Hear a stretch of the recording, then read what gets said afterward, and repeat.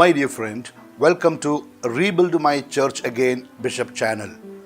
Thanks for subscribing this channel and hearing 2 videos yesterday and sending them to your good friends. Today, let us reflect on something that everyone is experiencing, and that is problems in life. Some people think that a life without a problem is a good life. But is it so? It is not so.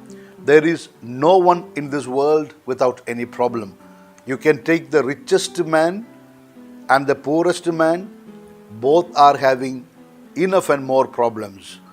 You take a holiest man, you take the worst sinner, both are having lot of problems. Every person has lot of problems, and therefore problems are inevitable in life. Even a small child who is just born begins its life by crying because there is a problem of not getting the breath, adjusting to the world situation outside the womb. So man begins his life with a problem. So there are 3 kinds of problems, or 3 categories of problems we can speak about. One is a big problem and a small problem. Some may have a big, others may have small. So it depends. The other category is some problems are known to others, whereas some problems are unknown to others. And the third category will be, in the problem you suffer alone, or the other category, there are other people who suffer along with you. So no matter what type of the problem, what size the problem has, or what color the problem has, there is a problem. And how to deal with it? This is the first thing that we need to know. There are some people who try to run away from the problem, or others who try to delay in dealing with the problem.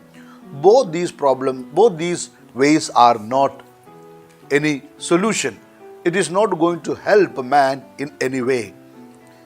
Problems are not like a great Bordeaux wines. They don't improve with age. If we delay the problem, don't think the problem will become small or it will get resolved by itself. Often it is not the case. Similarly, if you don't deal with the reality, the reality of the problem, then what will happen? The reality will deal with you. So we have to make a choice, either to deal with it or run away from it. The best option is always to deal with the problem, because it is not a big deal. So, my dear friend, first thing what we need to be is to be realistic. Accept that there is a problem. Accept that there is a problem. And then look at that problem as an opportunity. It is an opportunity for what? For many things. For many things. For example, when we have a problem, one thing what we need to understand is problems are always there, and a good life is achieved only through constant readjustments. So when there is a problem, probably it is an opportunity for us to readjust our stand, to readjust our actions, to readjust the steps that we have taken. We have to make some changes. So one way of dealing with the problem is to look at it in a realistic manner and see what changes I should make, either in my own position or in the position of others. In what way we can readjust. That is one of the best means of solving the problem. Another realization that we must have is, world is getting complicated day by day. So when we started doing something, the situation was something, but later the situation changes. So we cannot stick on to the things that we had in the beginning.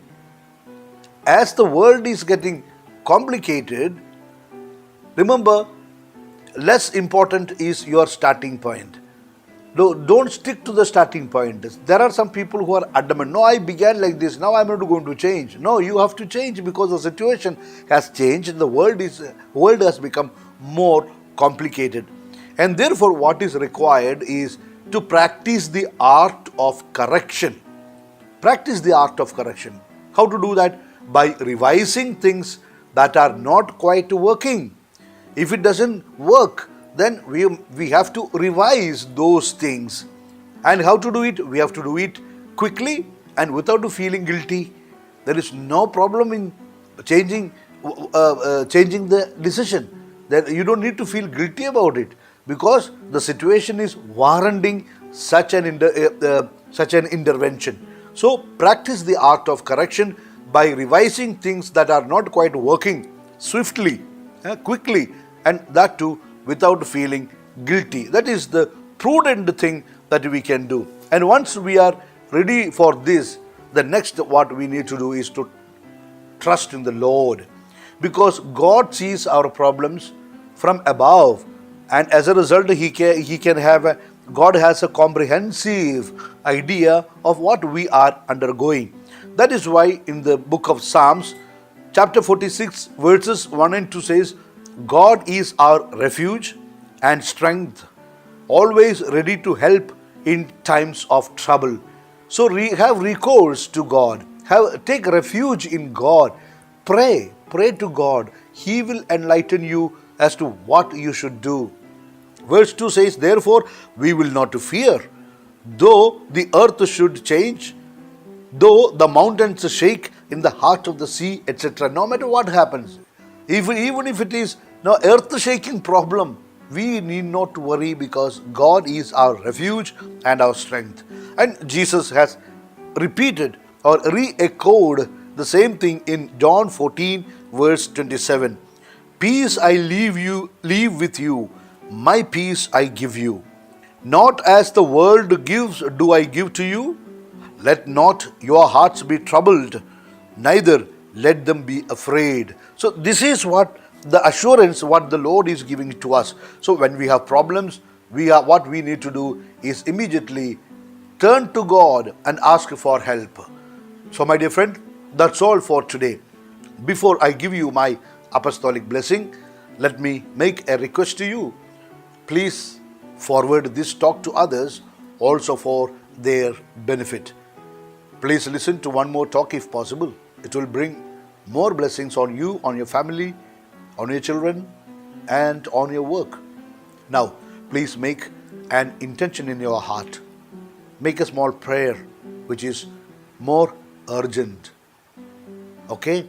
So here we go. May Almighty God bless you in the name of the Father, and of the Son, and of the Holy Spirit. Amen. Wish you a good day. Yours in the mission of the church, Bishop Franco Mullakel.